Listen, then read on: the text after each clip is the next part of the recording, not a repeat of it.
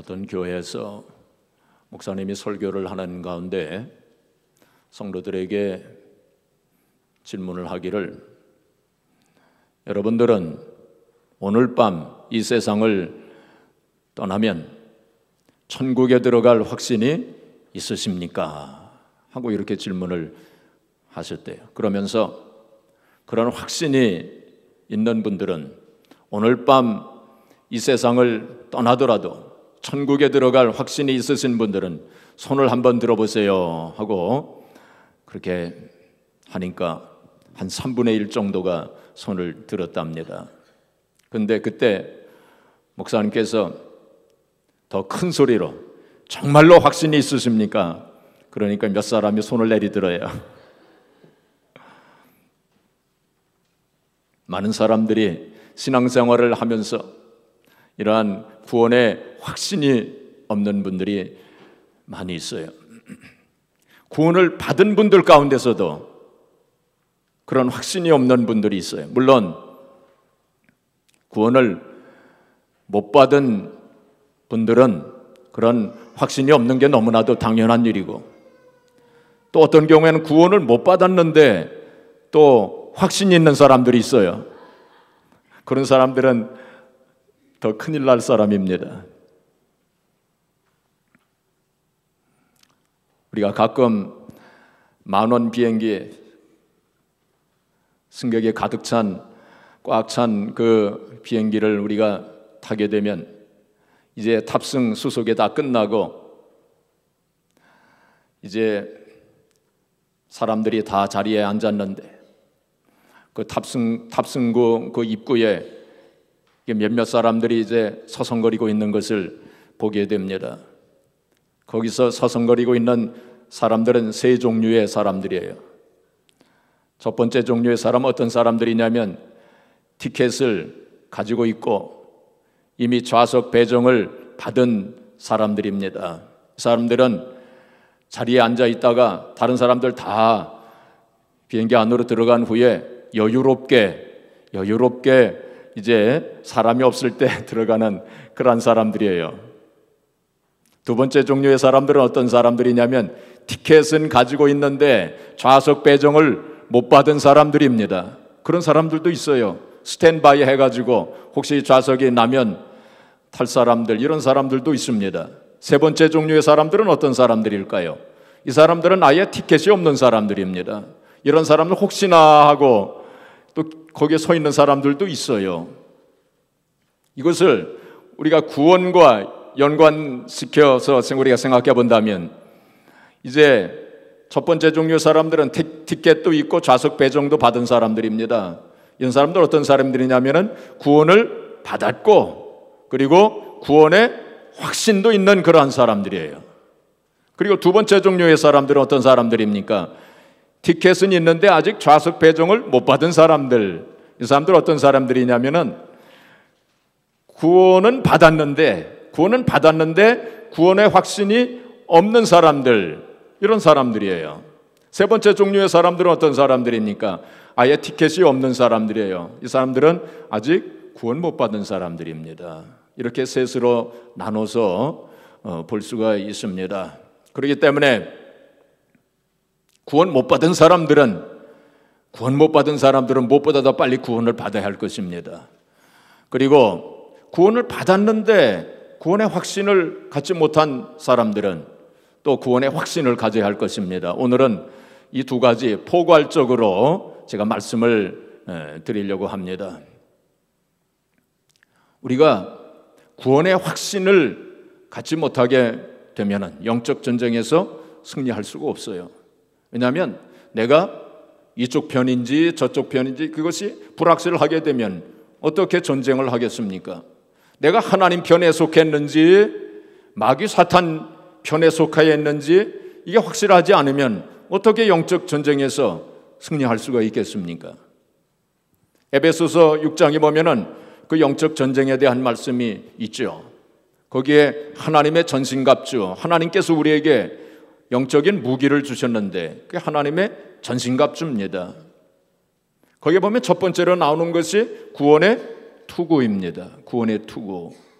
이 투구를 쓰지 않으면 전쟁에서 이길 수가 없어요. 구원의 투구를 쓰지 아니하면 화살에 맞아서 쓰러질 수밖에 없습니다. 이 구원의 투구라고 하는 것은 우리가 구원을 받고 구원의 확신을 가지는 것을 말합니다. 영적 전쟁에서 우리가 그러한 구원의 투구를 쓰지 아니하면 늘 의심과 혼돈의 화살을 받을 수밖에 없어요. 그래서 구원의 확신을 가지는 것이 중요합니다. 구원의 확신을 갖지 못한 사람들은 하나님을 아버지라고 부르지 못합니다. 그냥 부른다 할지라도 진짜로 진정한 마음으로 하나님을 아버지라고 부를 수가 없어요. 왜냐하면 하나님과 나와의 그 관계가 확실하지 않기 때문에, 내가 정말로 하나님의 자녀인 것을 확실하게 믿지 못하기 때문에 하나님을 아버지라고 부르지 못하게 되는 것입니다. 어떤 아이가 부잣집에 입양을 가게 됐는데 부잣집에서 그를 입양을 받았어요. 근데 이 아이가 그 양아버지를 아버지라고 부르지를 않는 거예요. 그냥 아저씨라고 부르는 거예요. 참 얼마나 답답한 일입니까? 입양을 했다면 당연히 아버지라고 불러야 되는데 이 아이가 계속 아저씨라고 부르는 거예요. 마찬가지로 하나님께서 우리를 양자로 받아들이셨는데 로마서 8장 15절에 보시면 너희가 다시 무서워하는 종의 영을 받지 아니하고 양자의 영을 받았으므로. 무슨 영을 받았어요? 양자의 영을 받았으므로 우리가 아빠 아버지라 부르짖느니라. 하나님을 우리가 아빠 아버지라고 우리가 부르는 거예요. 왜냐하면 우리가 이제는 하나님의 양자가 되었기 때문에 당연히 우리가 하나님을 아버지라고 부르게 되는 것입니다. 그러나 구원의 확신이 없는 사람들은 하나님을 아버지라고 부를 수가 없어요. 기도할 때도 마찬가지로 하나님을 아버지라고 부르지 못합니다. 우리가 하나님을 아버지라고 부르면서 기도하는 사람과 아저씨라고 생각하며 기도하는 사람은 엄청나게 다릅니다. 우리가 아버지에게는 담대하게 말씀을 드릴 수 있어요.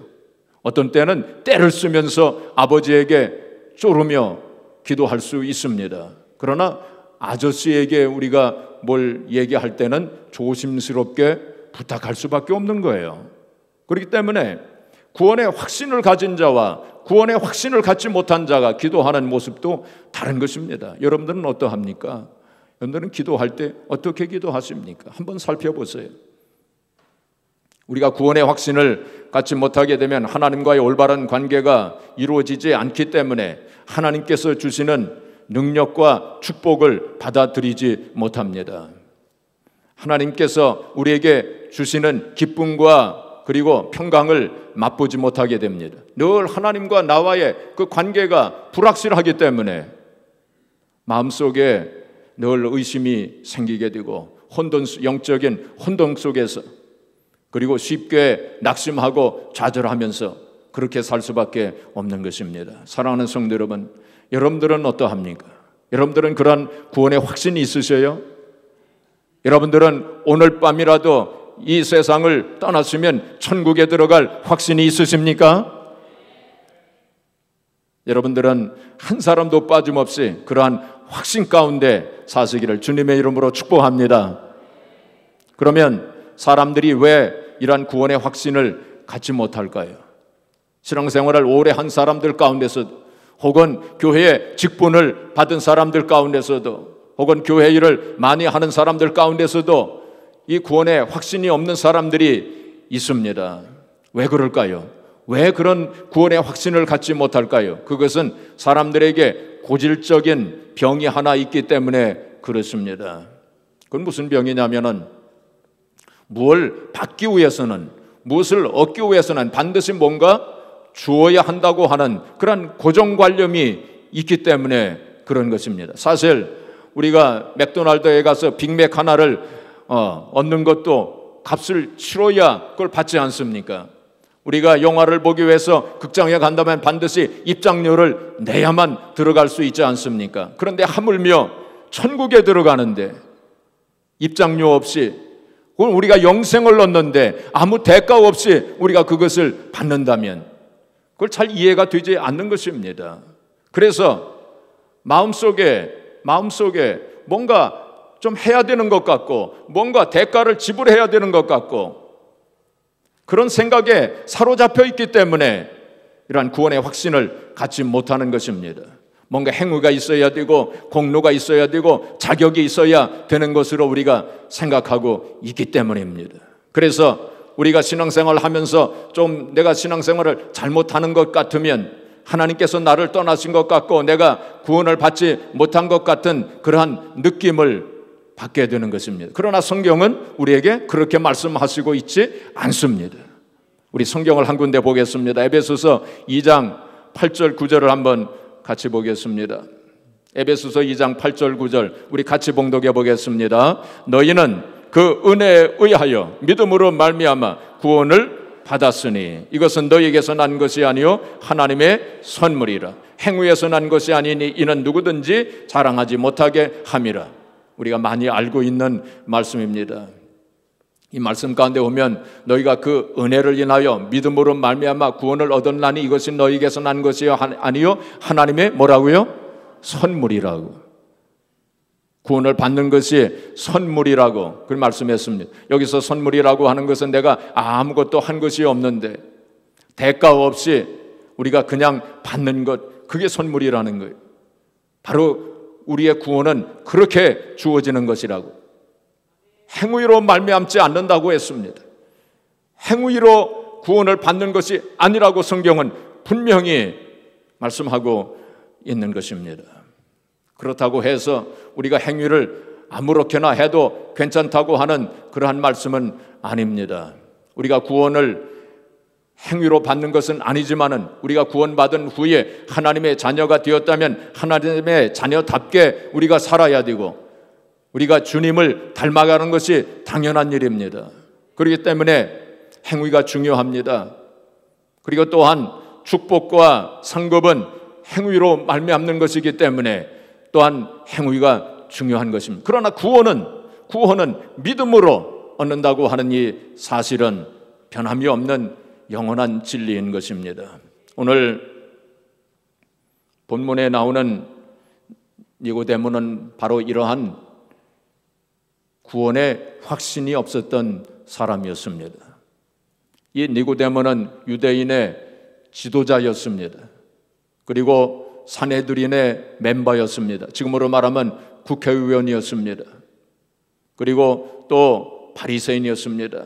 바리새인은 소수의 그 종교 특권층이라고 할 수 있습니다. 그런데 이런 니고데모에게 구원의 확신이 없었습니다. 그는 명예를 가지고 있었고 지위를 가지고 있었고 권세도 가지고 있었고 사람들로부터 존경을 받는 그런 사람이었지만은 그는 구원의 확신이 없었습니다. 그는 율법을 잘 지키는 바리새인이었고 그리고 또한 선을 많이 행하는 그런 사람이었지만은 구원의 확신이 없었습니다. 그는 유대인의 혈통으로 그리고 율법을 지킴으로 구원을 받을 수 있다고 이렇게 생각했을 것입니다. 그런데 생각해 보면 율법은 크게 나누어서 613가지가 있어요.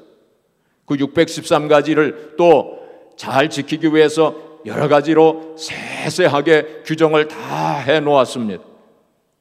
이 수많은 율법 가운데서 몇 퍼센트를 지키면 구원받을 수 있을까? 아마 이런 생각을 했을 것입니다. 그 모든 율법을 다 지키기는 힘든데 몇 퍼센트 이상을 지키면 구원받을 수 있을까? 아마 이런 생각을 했을 것입니다. 예를 들면 안식일 날 길을 가면 안 된다. 예를 들면 100m 이상을 가면 안 된다라고 이렇게 규정을 해 놓았다면 99m까지는 괜찮고 99m까지 간 사람은 구원을 받고 101m, 1m를 초과해가지고 101m를 간 사람은 구원 못 받는다. 그런 걸까? 율법을 지킨다고 하는 것은 어떤 의미가 있는 것인가? 아마 이런 고민도 했을 것입니다. 선을 행한다면 얼마나 선을 행해야 구원을 받는 것인가? 아마 이런 고민도 했을 것입니다. 그래서 니고데모는 밤중에 예수님을 찾아온 것입니다.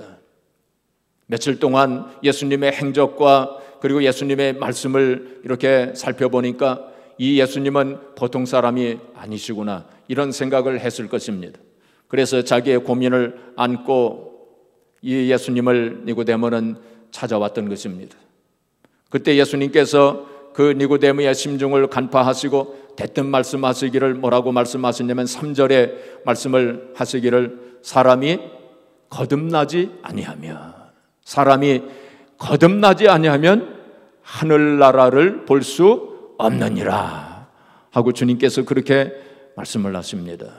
여기 거듭난다, 예수님께서 거듭나지 아니하면, 거듭남이라고 하는 단어를 사용을 하셨습니다. 요즘에 많은 사람들이 거듭난다, 뭐 그런 얘기를 참 많이 합니다. 미국에서 옛날 카터 대통령이 자기는 본어겐 크리스천이다, 그 말을 했어요. 그래가지고 그때부터 이 미국에서도 이 본어겐, 거듭남이라고 하는 단어를 많이 쓰게 됐습니다. 또 그 후에 닉슨 대통령이 찰스 콜슨이라고 하는 그 특별보좌관이 있었는데, 이 사람이 워터게이트 사건으로 인해 가지고 감옥에 들어갔습니다. 근데 이 찰스 콜슨이 이 감옥에 들어가 가지고 거기서 예수님을 믿고 영접하여 구원받게 됩니다. 그래서 그가 자서전을 하나 이제 썼어요. 감옥에서 나와 가지고 자서전을 썼는데 그 제목 이름이 본어겐입니다. 거듭남이라고 하는 책을 써가지고 이게 베스트셀러가 됐어요. 그리고 또 나중에 조지 부시 대통령도 또 자기가 40살에 40에 본어겐 되었다. 이 조지 부시 대통령 감리교인인데 40에 자기가 본어겐 됐다, 거듭났다 하고 이렇게 고백을 했습니다. 그래서 미국에서도 이 거듭남이라고 하는 단어를 많이 이제 쓰게 되었습니다. 한국에서도 많은 사람들이 이 거듭나야 된다, 정치계가 거듭나야 된다, 이런 말을 많이 합니다. 교육계가 거듭나야 된다, 심지어는 불교가 거듭나야 된다, 뭐 이런 말을 쓰기도 합니다. 근데 세상에서 거듭남이라고 하는 단어를 쓸 때는 어떤 생각의 변화, 인식의 변화, 혹은 행동의 변화, 혹은 제도의 변화, 뭐 이런 것을 얘기를 해서 거듭나야 된다 하고 이렇게 말을 합니다. 그러나 예수님께서 오늘 본문에서 거듭나야 된다라고 이렇게 말씀하실 때는 그 이상의 의미를 가지고 있습니다. 예수님께서 여기서 거듭남이라고 하는 단어를 썼을 때 아노텐이라고 하는, 헬라 말로는 아노텐이라고 하는 단어를 쓰셨어요. 이 아노텐이라고 하는 헬라 말의 원래 의미 두 가지 의미를 가지고 있습니다. 첫째는 뭐냐면은 다시라고 하는 의미를 가지고 있어요. 다시. 두 번째는 위로부터, 하늘로부터라고 하는 의미를 가지고 있습니다. 예수님께서 사람들이 거듭나야 하늘나라를 볼 수 있다 하고 이렇게 말씀을 하셨을 때 니고데모는 그 아노텐이라고 하는 단어의 의미를 다시라고 하는 의미로 받아들였습니다. 그래서 니고데모가 예수님께 반문하기를, 그러면 우리가 어떻게 다시 태어날 수 있습니까? 어머니 뱃속에 들어갔다가 다시 태어나야 되는 것입니까? 하고 이렇게 다시 반문을 합니다. 그때 예수님께서 뭐라고 말씀 또 하시냐면 5절에 말씀을 하시기를 뭐라고 말씀했습니까? 물과 성령으로 나지 아니하면 하나님 나라에 들어갈 수 없느니라. 예수님께서 거듭나야 된다 하고 이 말씀하실 때는 이 아노텐이라고 하는 단어의 의미를 위로부터 나야 된다, 그 의미로 사용을 하신 거예요. 다시 태어나야 된다 하는 그런 의미도 물론 있지만은 더 중요한 것은 위로부터, 하늘로부터 태어나야 된다. 하늘로부터 나야만 하나님 나라에 들어갈 수 있다, 그 의미로 말씀을 하신 거예요. 그것은 요한복음 1장 12절에 보시면 영접하는 자 곧 그 이름을 믿는 자들에게는 하나님의 자녀가 되는 권세를 주셨으니 이는 혈통으로나 육정으로나 사람의 뜻으로 나지 아니하고 어디로서부터 누구로부터? 하나님께로부터 난 자들이니라. 하나님께로부터 난 자들이니라. 바로 그 말씀이에요. 거듭나야 된다 하는 것은 바로 위로부터 나야 된다. 그것은 하늘로부터 나야 된다. 그것은 바로 하나님께로부터 나야 된다. 그런 의미로 예수님께서 말씀하신 거예요. 이 세상의 모든 사람들은 다 사람으로부터 난 육신의 자녀들입니다. 그런데 우리가 거듭남으로 하나님께로부터 날 때 하나님의 자녀가 되는 것입니다. 바로 그것이 바로 거듭남의 의미입니다. 그러시면서 예수님께서 구체적으로 말씀을 하시길 거듭난다고 하는 것은 바로 물과 성령으로 나야 된다. 이것이 거듭나는 것이다. 이것이 위로부터 나는 것이다. 그 말씀을 하신 것입니다. 그러면 물과 성령으로 난다고 하는 것은 어떤 의미가 있는 것인가? 물이라고 하는 것은 여기서 말씀을 가리킵니다. 말씀으로 씻는 것을 말씀하고 있습니다. 그래서 에베소서 5장 26절에 보시면 물로 씻어 말씀으로 깨끗하게 하사, 물로 씻어 말씀으로 깨끗하게 하사, 여기서 물과 말씀을 동의어로 표현했습니다. 베드로전서 1장 23절에 보시면 너희가 거듭난 것이 썩어질 씨로 된 것이 아니요 썩지 아니할 씨로 된 것이니 하나님의 살아있고 항상 있는 말씀으로 되었느니라. 하나님의 말씀으로 우리가 거듭나는 것이다. 하나님의 말씀으로 거듭나는 것이다. 그렇게 말씀했어요. 자, 그 다음에 야고보서 1장 18절에 보시면 진리의 말씀으로 우리를 낳으셨느니라. 말씀으로 우리를 낳으셨다고 그렇게 말씀했어요. 그래서 여기서 물이라고 하는 것은 바로 하나님의 말씀으로 씻는 것을 뜻하고 있는 것입니다. 또한 성령으로 나야 된다. 여기서 성령은 성령의 감화 감동하심, 성령의 능력으로 우리로 하여금 깨닫게 해주시는 것을 말씀하고 있습니다. 이것을 정리하게 되면은 말씀을 들음으로, 말씀을 통하여 우리에게 믿음이 생깁니다. 그리고 그 믿음으로 말미암아 우리가 거듭나고 구원받는 것이다. 그것을 말씀하고 있는 것입니다. 근데 그 과정 속에 성령께서 역사하신다는 것입니다. 우리가 말씀을 들을 때 깨닫게 하시는 분이 성령님이세요. 성령님께서 우리로 하여금 예수님이 그리스도이심을 믿게 하시고, 예수님이 하나님의 아들이심을 믿게 하시고, 예수님께서 나를 위해 십자가 위에 달려 돌아가신 것을 믿게 하시고, 또 성령님께서 예수님의 부활을 믿게 하심으로 우리로 하여금 거듭나게 하시는 거예요. 그래서 구원받게 하시는 것입니다. 그런데 이러한 성령의 역사는 신비한 역사입니다. 그래서 8절에 보시면, 오늘 본문 8절에 보시면은 바로 예수님께서 이 성령의 역사를 바람으로 비유했습니다. 바람은 어디에서부터 어디로 가는지 알지 못하는 것처럼 성령의 역사도 그런 신비한 역사가 있는 것이다. 주님께서 그렇게 말씀을 하셨습니다. 바람이라고 하는 것은 신비한 것입니다. 현대 과학을 총동원해도 이 바람이 어떻게 해서 어디에서 어디로부터 가는지 정확하게 다 알지 못합니다. 그와 마찬가지로 성령의 역사도 그런 것입니다. 이 거듭남의 역사로 말미암아 우리의 죽었던 영이 살아나게 되고 하나님을 알게 되고 하나님의 나라를 볼 수 있게 되는 것입니다. 바로 그것을 바로 중생이라고 또 표현하기도 합니다. 마치 애벌레 있지 않습니까? 애벌레가 변화되어 가지고 오색찬란한 나비로 바뀌지 않습니까? 그런 변화의 역사가 바로 우리의 영혼 속에 일어나게 되는 것입니다. 우리 육체는 그대로 있을지라도 우리의 영혼은 새롭게 호련히 변화되어지게 되는 것입니다.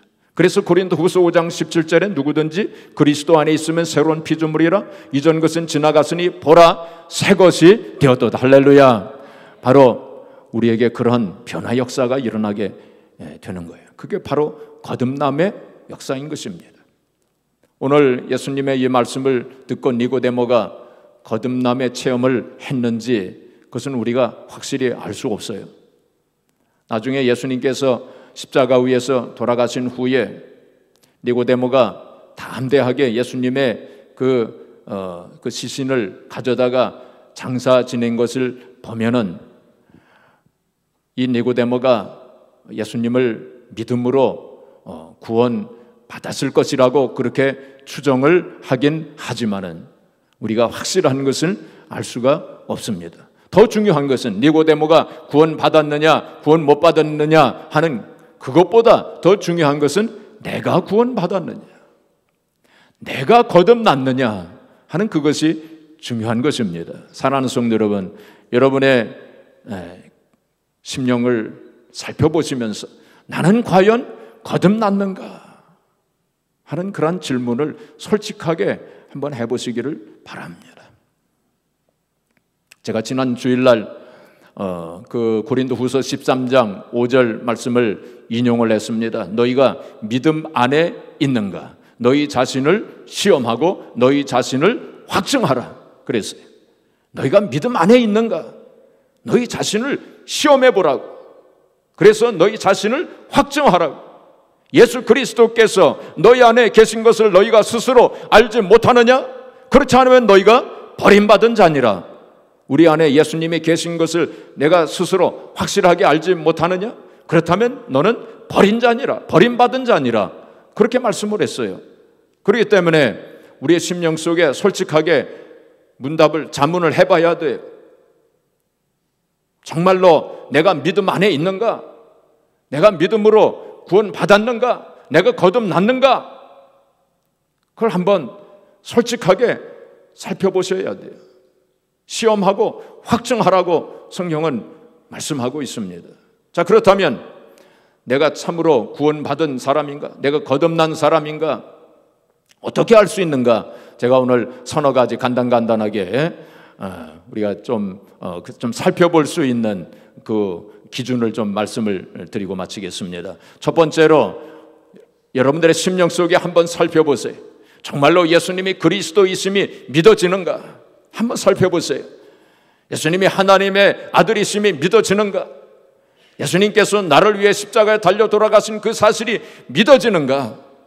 예수님께서 사망 권세를 이기시고 부활하신 것이 믿어지는가? 그걸 한번 살펴보세요. 그것이 가장 중요한 기준이라고 말할 수 있을 것입니다. 그 다음에 두 번째로 우리가 살펴볼 것은 우리가 정말로 하나님의 자녀가 되었다면 주님을 닮아가야 돼요. 그렇지 않습니까? 자식이라면 부모를 닮는 것이 당연한 일 아닙니까? 자식이라고 하면서 부모를 전혀 닮지 않았다면 의심해 봐야 됩니다. 그건 뭔가 이상합니다. 우리가 하나님의 자녀라고 할 것 같으면 주님을 닮아야 돼요. 그래서 나의 심령과 나의 생활을 살펴보면서 내가 얼마나 주님을 닮았는지, 물론 주님과 완전하게 같아질 수는 없겠지만은 그래도 점점 달라져야 하지 않겠습니까? 닮아가야 하지 않겠습니까? 성경에 보면은 그런 말씀들이 많이 있지만은 오늘 한 군데 성경을 좀 살펴보겠습니다. 골로새서 3장 12절 13절 한번 우리 같이 보겠습니다. 이 말씀을 보면은 이 말씀은 택한 자의 모습입니다. 택하심을 받은 자의 모습이에요. 하나님의 자녀로서의 모습을 여기서 말씀하고 있습니다. 나는 과연 이 말씀에 의하면 얼마나 내가 이 말씀에 따라서 주님을 닮았는가? 택하심을 받은 자의 모습을 나는 얼마나 가지고 있는가 하는 것을 한번 생각해 보시기 바랍니다. 우리 같이 읽겠습니다. 그러므로 너희는 하나님의 택하사 거룩하고 사랑받는 자처럼 긍휼과 자비와 겸손과 온유와 오래 참음을 옷 입고 누가 누구에게 불만이 있거든 서로 용납하여 피차 용서하되 주께서 너희를 용서하신 것 같이 너희도 그리하고. 여기 보면 택하심을 받은 자의 모습이 나타나 있습니다. 긍휼과 자비와 겸손과 온유와 오래 참음을 옷 입고. 그리고 13절 말씀에는 쉽게 말하면 용서하면서 살아라. 용서를 잘하면서 살아라. 택하심을 받은 자의 모습이 여러 가지지만 그 중에 중요한 요소가 바로 그겁니다. 우리가 예수님을 믿기 전에는 용서를 잘하지 못하던 사람도 예수님을 믿은 후에는 용서하는 사람이 돼요. 긍휼과 자비하는 그러한 마음이 생겨나게 됩니다. 왜냐하면 우리가 주님으로부터 긍휼과 자비를 받았기 때문에, 주님으로부터 우리가 용서를 받았기 때문에, 주님을 닮은 사람은 용서를 잘 합니다. 용서를 쉽게 합니다. 그런데 그렇지 않은 사람은 용서가 안 돼요. 용서가 잘 안 돼요. 마음속에 꽁 하고 그것을 간직하고 있습니다. 이건 택하심 받은 자의 모습이 아닙니다. 쉽게 용서가 돼야 돼요. 그래서 우리가 택하심 받은 자, 주님의 자녀가 된 후에 눈물이 많아졌다고 말하는 사람들이 많아요. 우리가 주님의 마음을 갖게 되면 눈물이 많아지게 되는 것이 당연합니다. 왜냐하면 다른 사람들을 불쌍하게 생각을 하고 또 자비한 마음을 가지게 되고 용서하는 마음을 가지게 돼요. 요셉이 형들을 용서할 때 요셉이 방성통곡을 했다고 했습니다. 우리가 용서할 때 내 눈에서 눈물이 나오게 돼요. 그래서 나는 얼마나 주님의 모습을 닮았는가 하는 걸 한번 솔직하게 한번 생각해 보시기를 바랍니다. 세 번째로 우리가 거듭난 자의 모습 중에 하나는 뭐냐면 늘 하늘나라를 바라보며 사모하면서 살게 됩니다. 우리가 하늘나라는 바로 우리의 본향 아닙니까? 우리가 언젠가는 가야 될 그런 본향이기 때문에 고향을 그리워하듯이 아버지가 계신 곳이 바로 고향인데 하늘나라에 우리 아버지 하나님이 계시지 않습니까? 그래서 늘 사모하면서 천국을 그리워하면서 생각하면서 살게 됩니다. 하나님의 자녀라고 하면서 하늘나라에 대해서는 별로 생각하지 아니하고 늘 세상만 생각하면서 산다면 의심해 봐야 됩니다. 내가 정말 하나님의 자녀인지 의심해 봐야 돼요. 그리고 마지막으로 하나의 또 기준이 있는데 그것은 바로 전도하고 선교하는 것입니다. 바로 우리 안에 예수님의 생명이 있고 예수님이 계시기 때문에 바로 우리 안에 계신 예수님을 증거하고 싶어서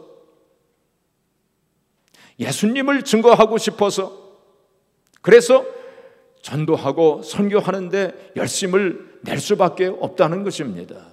우리 안에 예수님이 안 계신 사람은 전도하고 선교하기 힘들어요. 그런 열심이 없어요. 그러나 그 안에 예수님이 계시다면, 예수님의 생명이 있다면 전도하고 선교하는데 열심을 내게 되어 있어요. 그래서 이러한 기준들을 한번 생각해 보시면서 내가 정말로 거듭난 사람인가? 그걸 한번 솔직하게 생각해 보시기 바랍니다. 마지막으로 하나 얘기만 하고 마치도록 하겠습니다. 제가 온두라스에 가서 우리 선교 거기에 우리 같이 갔던 우리 선교 팀원들에게는 얘기했던 이야기인데 다시 하도록 하겠습니다. 미국에서 어떤 사람이 늘 주일날만 되면은 전도지를 가지고 거리에 나가서 노방전도를 하던 사람이 있었습니다. 근데 하루는 주일날 비가 계속 쏟아지는 거예요. 이 사람이 이제 전도를 안 나가고 그냥 집에 앉아 있는데 10살 난 아들이 와서 아버지 왜 오늘은 전도를 안 나갔어요? 하고 물은 거예요. 그러니까 이 아버지가 대답하기를 얘야 오늘은 비가 많이 와서 내가 그냥 집에 있단다. 그러니까 이 아들이 대답하기를 묻기를 아버지, 아빠, 비 오는 날에는 하나님이 구원 안 하셔요? 하고 묻는 거예요. 그래서 이 아버지가 근한이란다. 그런데 비가 오면 사람들이 별로 지나다니지를 않아. 그래서 전도지를 나눠주기가 힘들단다. 그리고 오늘은 내가 좀 피곤하단다. 그렇게 얘기를 했어요. 그러니까 아들이 아빠, 그러면 오늘은 제가 전도할게요. 그러면서 아버지로부터 전도지를 받아가지고 그가 나가서 이제 전도지를 나눠주게 됐어요. 근데 비가 오니까 사람들이 별로 지나다니지를 않아서 오래 걸렸습니다. 그래도 다 나눠주고 이제 한 장이 남았어요. 한 장이 남았을 때 이 한 장을 그냥 버릴까 이렇게 생각하다가 아니지, 이거 버리면 안 되지. 그리고는 이렇게 두리번거리는데 보니까 그 옆에 집이 있었어요.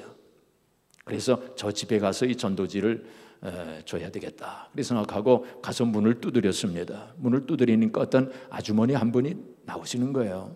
그래가지고 이 소년이 아주머니 예수님께서 아주머니를 사랑하세요 하면서 그 전도지를 드렸습니다. 그리고는 이제 집으로 왔는데 그 주일날 이제 목사님께서 설교를 다 마치시고 일주일 동안 은혜 받으신 분이 있으시면 앞에 나오셔서 간증을 하세요 하고 그렇게 얘기를 했어요. 그러자 어떤 아주머니 한 분이 앞으로 나오신 거예요. 그러면서 간증을 하는데 뭐라고 간증을 했냐면은 저는 남편을 잃고 절망 중에 살았습니다. 그리고 지난 주일 저는 스스로 목숨을 끊기 위해서 모든 준비를 다 하고 있는데 그때 문에서 노크 소리가 들렸습니다. 그래서 문을 열어보니까 작은 소년 하나가 예수님께서 아주머니를 사랑하십니다 하면서 전도지를 주었습니다. 그래서 제가 그 전도지를 읽으면서 눈물을 흘리면서 읽었습니다. 그리고 하나님께서 나를 버리시지 아니하셨구나 하는 것을 깨닫고 오늘 이렇게 교회에 나온 것입니다 하고 그렇게 얘기를 했습니다. 여러분, 이 전도지 하나가 아무것도 아닌 것 같지만은 그러나 하나님께서는 예비한 심령이 반드시 하나님께서 예비한 심령이 반드시 있다고 하는 사실을 믿으시기 바랍니다. 우리가 전도지 가지고 나가서 뭐 이거 전해줘야 뭐 전도가 되겠는가? 아닙니다. 분명히 하나님께서 전도지를 받는 사람들 가운데 예비해 놓으신 심령이 있어요. 구원받기로 작정된 그런 사람들이 분명히 있을 것입니다. 우리가 1000장을 나눠줘서 전도지를 1000장을 나눠줘서 한 명이라도 그 전도지를 읽고 정말 마음의 감동을 받는다면 그건 대성공입니다. 우리가 그런 마음으로 우리가 전도지를 나눠줘야 돼요.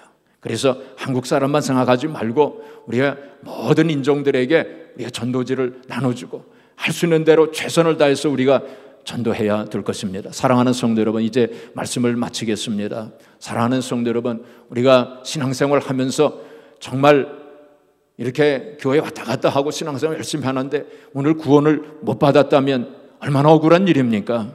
여러분, 정말로 구원을 확실하게 받고 구원의 도리를 바로 깨달아서 구원을 확실하게 받고 예수 그리스도를 믿고 영접함으로 구원을 확실하게 받고 또 구원의 확신을 가짐으로 영적인 전쟁에서 승리하시고 또 하나님께서 주시는 능력과 축복으로 하나님 앞에 영광을 돌리시고 또 하나님의 영광을 보는 저와 여러분들이 되어지기를 주님의 이름으로 축복합니다.